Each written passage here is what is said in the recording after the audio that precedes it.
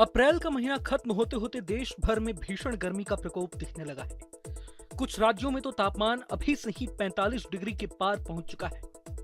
आपको जानकर हैरानी होगी कि इतनी भीषण गर्मी के चलते कंक्रीट की सड़क पर अंडा तक उबाला जा सकता है। लोग तो कह रहे हैं कि अगर अप्रैल में ये हाल है तो मई और जून के महीने में चुभती जलती गर्मी और लू के चलते मुसीबत और ज्यादा बढ़ने वाली है। लेकिन भारत में इस हीट वेव के पीछे मुख्य कारण क्या है? आखिर साल दर साल भारत में गर्मी क्यों बढ़ती जा रही है? भारत के कुछ हिस्सों में अप्रैल में हीट वेव अलर्ट मिल रहा है। कई लोग इसके लिए जलवायु परिवर्तन और ग्लोबल वार्मिंग को दोष दे रहे हैं, जो कि एक हद तक सही भी है। लेकिन गर्मी के लिए सिर्फ ग्लोबल वार्मिंग को दोष नहीं दिया जा सकता, बल्कि इसके पीछे 4 बड़ी वजह हैं।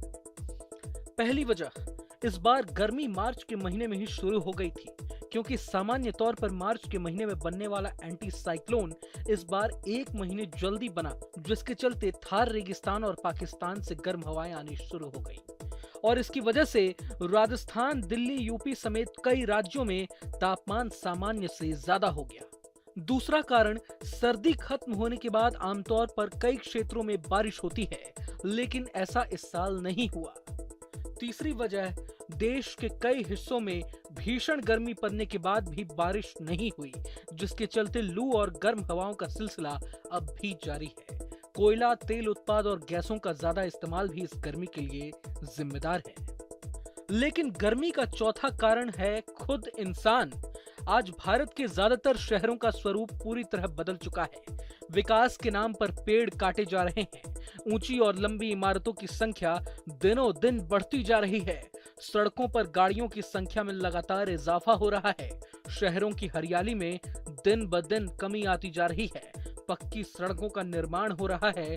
घरों में एसी का इस्तेमाल ज्यादा हो रहा है और यही वजह है कि इन शहरों में तापमान लगातार बढ़ता ही जा रहा है। इसलिए ऐसे शहरों को आजकल अर्बन हीट आइलैंड कहते हैं। यानी अगर आप ऐसे शहर में रहते हैं जहां की आबादी कम है, हरियाली ज्यादा है, आसपास कोई तालाब या पानी का दूसरा स्रोत है, तो आपका शहर उन शहरों की तुलना में ज्यादा ठंडा होगा जहां ये सब कुछ काफी सीमित है। इसलिए इस गर्मी के लिए सिर्फ जलवायु परिवर्तन को जिम्मेदार नहीं ठहराया जा सकता है, बल्कि इसके पीछे विकास एक बड़ी वजह है, जिसके चलते आज आप लू के थपेड़े सहने को मजबूर हैं। अगर ये वीडियो आपको पसंद आया तो लाइक करें और चैनल को सब्सक्राइब करें। वहीं तमाम बाकी खबरों के लिए देखते रहें न्यूज़ नेशन।